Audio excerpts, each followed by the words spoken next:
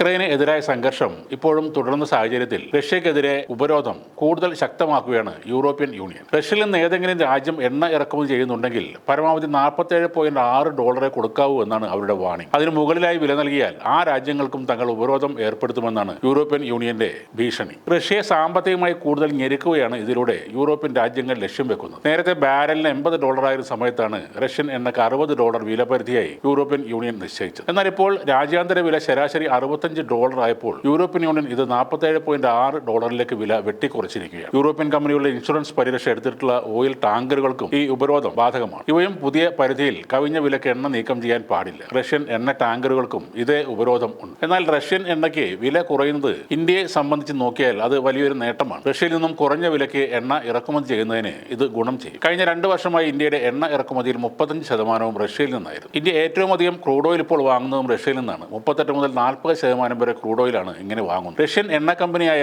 റോസ്നെഫ്റ്റിന് 49% ഓഹരി പങ്കാളിത്തമുള്ള ഇന്ത്യൻ സ്വകാര്യ എണ്ണ വിതരണ കമ്പനിയായ നയാരയുടെ ഗുജറാത്തിലെ റിഫൈനറിൽ നിന്നുള്ള എണ്ണയ്ക്കും ഉപരോധം ബാധകമാണെന്നാണ് യൂറോപ്യൻ യൂണിയൻ പറയുന്നത്. റഷ്യയിൽ നിന്ന് ഏറ്റവും അധികം എണ്ണ ഇറക്കുമതി ചെയ്യുന്ന കമ്പനികളിൽ ഒന്നാണ് റിലയൻസ്. റഷ്യയെയും കൂട്ടാളികളെയും വരിഞ്ഞു മുറുക്കാനുള്ള അമേരിക്കൻ തീരുമാനത്തിന്റെ ബാക്കി പത്രമായിട്ട് ഇതിനെ കാണാവുന്നതാണ്. ഇപ്പോൾ ബ്രിക്സ് കൂട്ടായ്മയിൽ ഉൾപ്പെട്ട രാജ്യങ്ങളിൽ നിന്നുള്ള ഇറക്കുമതിക്ക് 10% തീരുവ ചുമത്തുമെന്ന് ആവർത്തിച്ച് പറയുകയാണ് American president Donald Trump. BRICS കൂട്ടായ്മ ഭാവിയിൽ ഗൗരവകരമായ ലക്ഷ്യങ്ങളോടെ വളരാൻ ശ്രമിച്ചാൽ അതിനെ താൻ ഇല്ലാതാക്കി കളയുമെന്നും ഡൊണാൾഡ് ട്രംപ് പറയുന്നു. 6 രാജ്യങ്ങൾ ഉൾപ്പെടുന്ന ബ്രിക്സ് എന്ന ഈ കൂട്ടായ്മയെക്കുറിച്ച് കേട്ടപ്പോൾ തന്നെ ഞാൻ അവരെ ശക്തമായി എതിരിട്ടതാണ്. ഗൗരവകരമായ ലക്ഷ്യങ്ങളോടെയുള്ള ഒരു കൂട്ടായ്മയായി മാറാൻ അവർ ശ്രമിച്ചാൽ ആ കൂട്ടായ്മ വളരെ വേഗം അവസാനിക്കും. ഞങ്ങളോട് കളിക്കാൻ ആരെയും ഞങ്ങൾ അനുവദിക്കില്ല എന്നും ഡൊണാൾഡ് ട്രംപ് പറയുന്നു. ലോകത്തിന്റെ കരുതൽ കറൻസി എന്ന ഡോളറിന്റെ സ്ഥാനത്തെയും അമേരിക്കയും തകർക്കാനാണ് ബ്രിക്സ് എന്ന കൂട്ടായ്മ ഉണ്ടാക്കിയതെന്ന ആരോപണവും ട്രംപ് വീണ്ടും ഉന്നയിച്ചിരുന്നു. അതേസമയം ഈ കൂട്ടായ്മ അമേരിക്കൻ വിരുദ്ധമാണെന്ന വാദം ബ്രിക്സ് നേതാക്കളെല്ലാം തള്ളിക്കളഞ്ഞു. ബ്രസീൽ, റഷ്യ, ഇന്ത്യ, ചൈന, ദക്ഷിണാഫ്രിക്ക എന്നിവയ്ക്ക് പുറമെ ഇറാൻ, ഇന്തോനേഷ്യ തുടങ്ങിയ രാജ്യങ്ങളെ കൂടി ഉൾപ്പെടുത്തി ബ്രിക്സ് കൂട്ടായ്മ കഴിഞ്ഞ വർഷം വിപുലീകരിച്ചിരുന്നു. ബ്രസീലിൽ നടന്ന ഉച്ചകോടിയിൽ നേതാക്കൾ അമേരിക്കൻ സൈനിക വ്യാപാര നയങ്ങളെ പരോക്ഷമായി വിമർശിച്ചിരുന്നു. അതുകൊണ്ടാകാം ട്രംപ് ഇപ്പോൾ